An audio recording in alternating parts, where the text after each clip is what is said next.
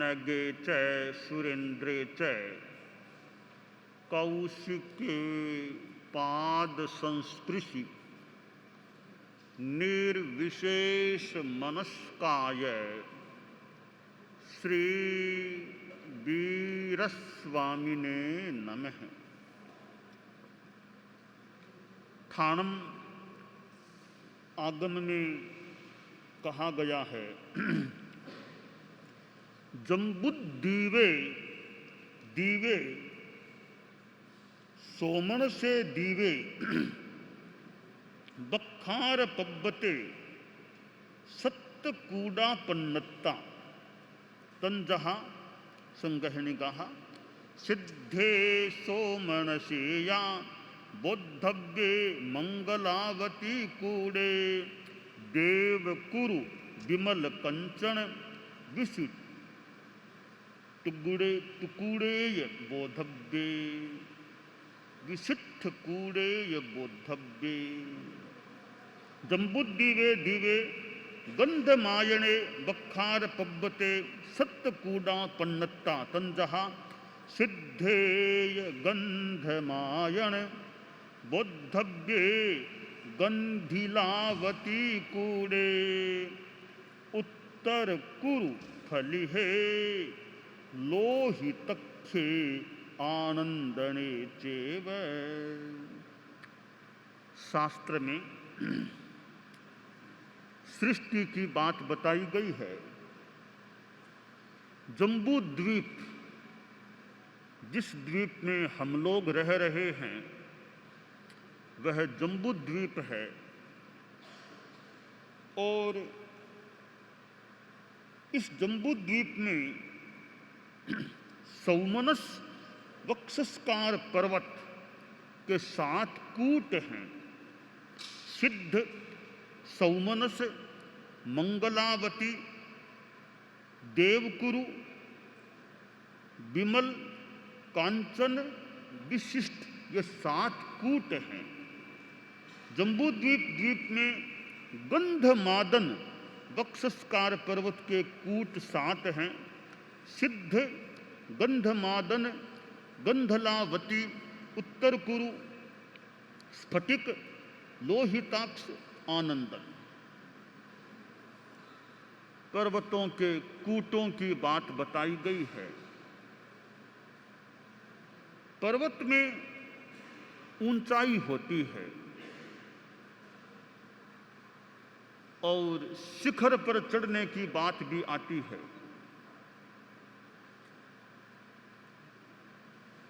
पर्वत में जो ऊंचाई है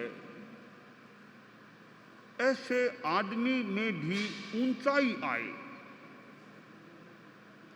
एक संस्कृत में श्लोक आता है तुंगत्व मित्रा नाद्रौ नेदम सिंधा वगाधता अलंघनीयता हेतो रुभयम तन मनस्विन। कवि ने कहा कि अद्रि यानी पर्वत, पर्वत में तुंगता ऊंचाई तो है पर गहराई नहीं है। यानी एक तो गुण है पर एक गुण नहीं है। ऊंचाई का गुण तो है पर गहराई वाला नहीं है। तो कभी समुद्र में होती है ना गहराई, तो कवि कहता है नेदम सिंधा वगाधता कि समुद्र में वो गहराई वाला गुण तो है, वो ऊंचाई वाला गुण नहीं है समुद्र में। तो पर्वत में भी दोनों गुण नहीं है, समुद्र में भी दोनों नहीं है, एक एक में है, एक दूसरे में है। ऐसा कोई तत्व है क्या जिसमें दोनों चीजें मिल जाए, एक साथ दोनों मिले? ऐसी कोई चीज दुनिया में है क्या?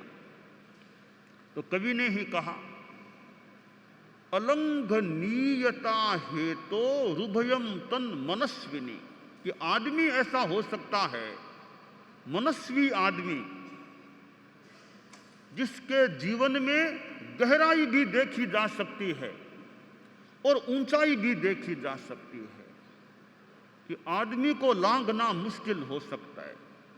आदमी पर्वत को भी मान लो लांघ दे, समुद्र को भी लांघ दे, हवाई जहाज प्लेन पर्वतों के ऊपर से जा सकती है, समुद्र के ऊपर से जाते ही हैं,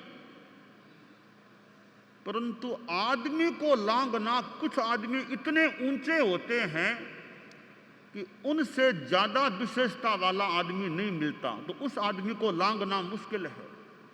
और नीचे से चले जाएं तो आदमी की गहराई इतनी है कि नीचे से भी उसको लांघा नहीं जा सकता। तो गहराई और ऊंचाई, ये दोनों गुण मनस्वी आदमी में हो सकते हैं। परम पूज्य आचार्य भिक्षु के लिए कहा गया कि उनमें गहराई भी थी और ऊंचाई भी थी। और गीत की आंकड़ी सुंदर है। गुरुदेव तुलसी की भाषा माने, स्वामी जी थारी साधनारी मेरो सी ऊंचाई, ओ स्वामी जी थारी साधनारी मेरो सी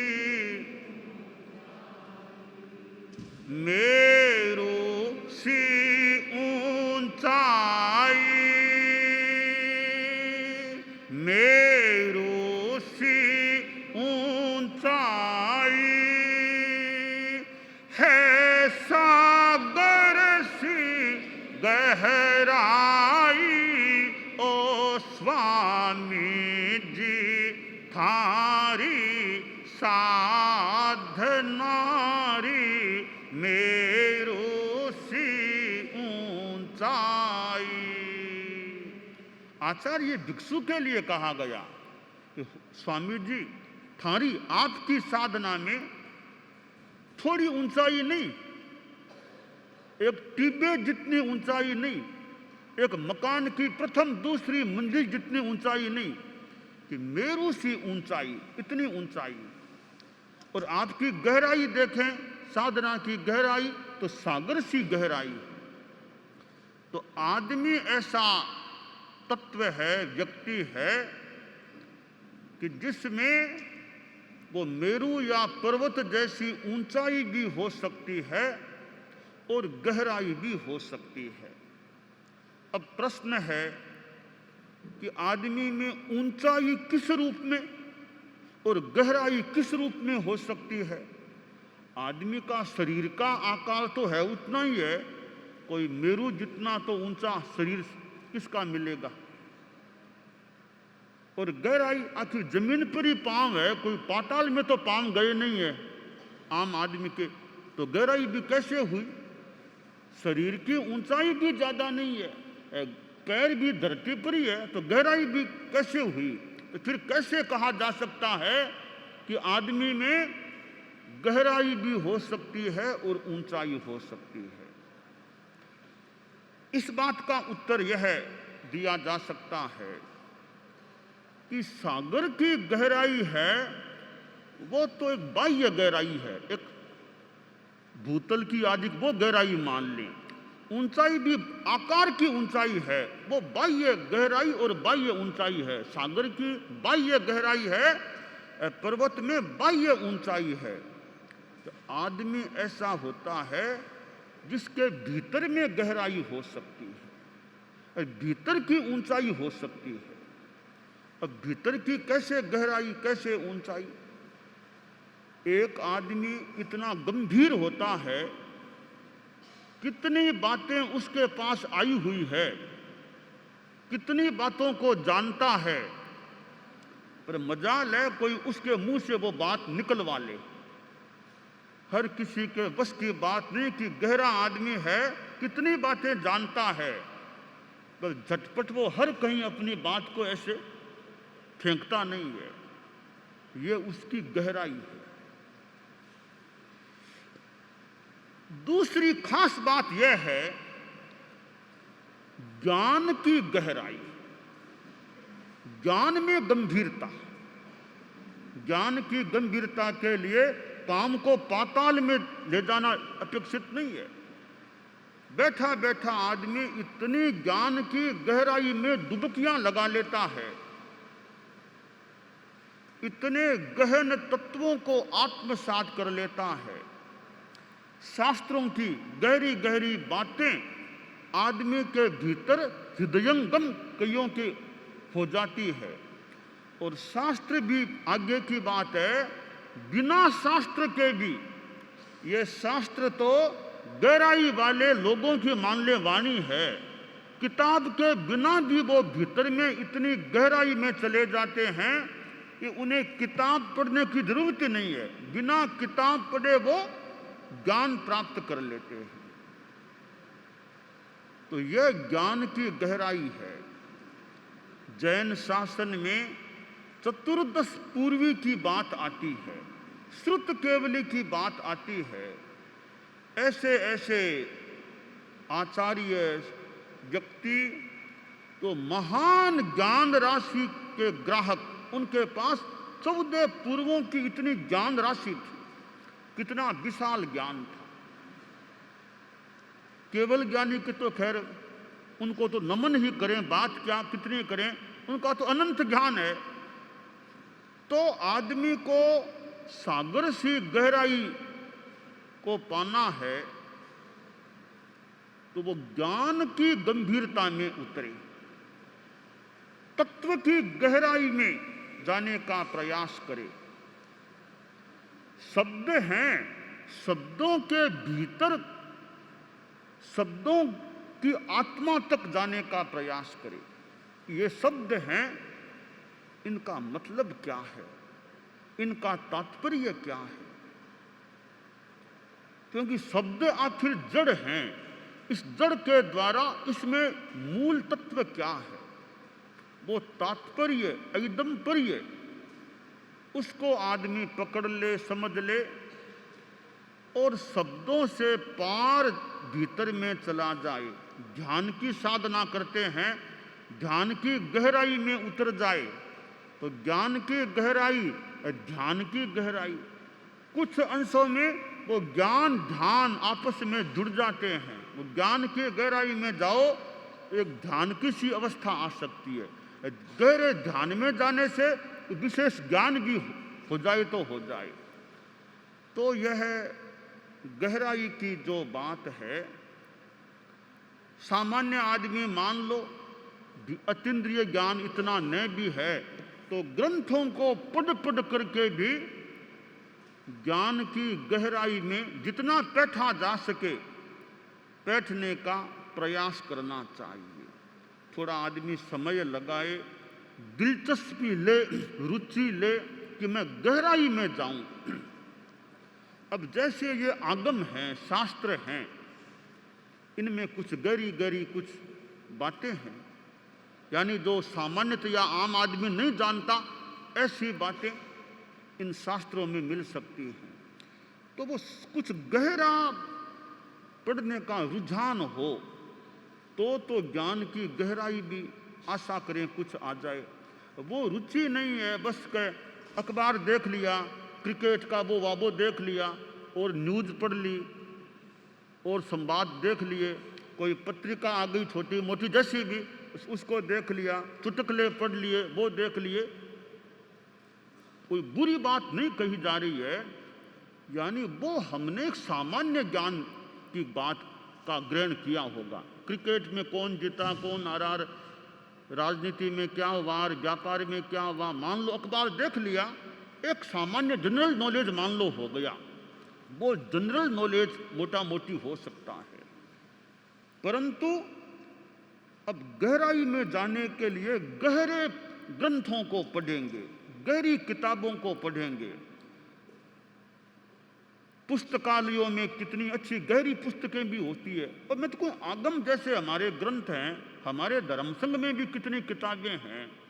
आदमी थोड़ा आधा घंटा, घंटा, 2 घंटा दिमाग को उसमें लगाए, पढ़े, गहराई में जाने की चेष्टा करे, तो हम लोग भी ज्ञान की कुछ अंशों में तो गहराई में जा सकते हैं, क्योंकि ऐसी जिनके पास प्रतिभा है, बुद्धि है, समय लगाए कुछ गहरा पढ़ने में, तो ज्ञान की गहराई में जाया जा सकता है।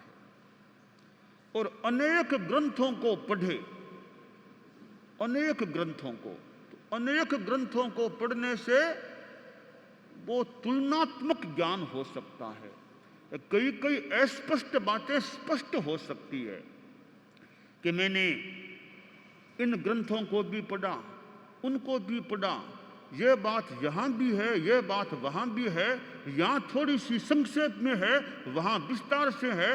दोनों को पढ़ने से वो बात स्पष्ट हो जाती है। तो तुलनात्मक अध्ययन अनेक ग्रंथों का होने से वो ज्ञान में और गहराई आ सकती है, ज्ञान में स्पष्टता आ सकती है। तो बहुश्रुत एक शब्द है, बहुश्रुत, यानी बहुत ज्ञान जिसके पास है, वो बहुत को पढ़ेगा, चिंतन मनन कुछ होगा तो ज्ञान बहुत हो सकता है। तो यह सागर की गहराई है। वो तो सागर का भी अपना महत्व है, दुनिया में सृष्टि में सागर का महत्व है, पर फिर भी वो बाहर की गहराई है। ज्ञान और अनुभव में जो हो वह भीतर की गहराई हो सकती है, और बात को पचाने की क्षमता है, वो भी एक अपनी गहराई होती है। दूसरी चीज है ऊंचाई, कि आदमी में मान लिया ज्ञान की गहराई आने से गहराई आ सकती है, और बात को पचाने की शक्ति आने से भी गहराई आ सकती है। ऊंचाई कैसे आए, इंसान में ऊंचाई कैसे आ सकती है? ऊंचाई आ सकती है उदात्त आचरणों से, उदात्त आचरणों से, उन्नत आचार से, चरित्र से जीवन में ऊंचाई आ सकती है। जितना हम कहते हैं ना, बड़े महान व्यक्ति थे, यानी बड़े व्यक्ति थे। बड़े क्यों हुए? वो कोई लंबाई में थोड़े ही बड़े, वो आधार नहीं है। उनके आचरणों में, विचारों में उदारता थी, उदात्तता थी, आचरण बढ़िया थे, चारित्र बढ़िया था। तो ज्ञान की गहराई और चरित्र की ऊंचाई, चरित्र से आदमी ऊंचा उठ सकता है। एक आदमी में ईमानदारी इतनी अच्छी है कि थोड़ा कष्ट भोगने को तैयार है, बेईमानी मंजूर नहीं है, यह भी ऊंचाई की बात है। संयम है, सादगी है, कोई दिखावा नहीं, टिप टॉप दिखाओ, दिखावा ठीक है, सामान्य एक साफ सफाई रखना एक बात है, और दिखावा नहीं, काम अच्छा करे। काम आदमी का कई बार काम बोलता है, आदमी भले न बोले, कार्य बोलता है। काम हम बढ़िया करेंगे तो आज नहीं तो कल हो सकता है हमारा कार्य बोलेगा, लोग भी अंकन करेंगे भी काम बहुत बढ़िया किया था। तो जबान से भले हम न बोले हमने ये किया, हमने वो किया, मत बोलो, भले आपका काम बोलना चाहिए भी कि इन्होंने काम किया है। ये चारित्र है, कार्य है। तो काम से, कार्य से आदमी ऊंचा हो सकता है। कोई ऊंचा बैठने से ऊंचा नहीं होता है। मंच पर मान लो बैठने का मौका नहीं मिला, पर मंच पर बैठना जरूरी नहीं है ऊंचा होने के लिए। काम कार्य ऐसा करता है आदमी, वो तो ऊंचा हो गया। भले वो धरती पर बैठे, कहीं और नीचे बिठा दो, कहीं बिठा दो, कार्य ऊंचा है तो आदमी ऊंचा है। फिर मतलब कहीं बैठे कोई खास बात नहीं है। तो ऊपर बैठने मात्र से कोई आदमी दिखने में भले ऊंचा हो जाए, तो वास्तव में ऊंचा अपने आचरणों से, अपने कार्यों से ऊंचा आदमी हो सकता है। तो हमें यह सोचना चाहिए कि मेरे आचरण कैसे हैं, मेरा चारित्र कैसा है। वो अगर है तो मुझे कुर्सी पर कोई बिठाए चाहे न बिठाए, मैं कहीं भी बैठा हूं मैं अपने आप में ऊंचा ही हूं। जैसे तैसे कुर्सी पर बैठ भी गया, ऊपर जाकर के बैठ जाओ भले, केवल ऊपर बैठने से आदमी ऊंचा नहीं हो जाता। तो हमें यह ध्यान देना चाहिए कि मेरे जीवन में मैं ज्ञान की गहराई में कितना बैठ रहा हूं, मैं स्वाध्याय में पढ़ने में समय कितना लगा पा रहा हूं, और मेरा व्यवहार कैसा, मेरे विचार ऊंचे हैं या नहीं, उदारता, मेरे में उदारता है या नहीं। तो हम ज्ञान की गहराई और आचार की ऊंचाई को जीवन में बढ़ाने का प्रयास करें। तो शास्त्र में यह पर्वतों की बात आई है। मैंने पर्वतों के संदर्भ में एक ऊंचाई और गहराई की बात बताई है। हमारे जीवन में वो गहनता और उच्चता का यथापेक्ष विकास होता रहे, यह काम्य है।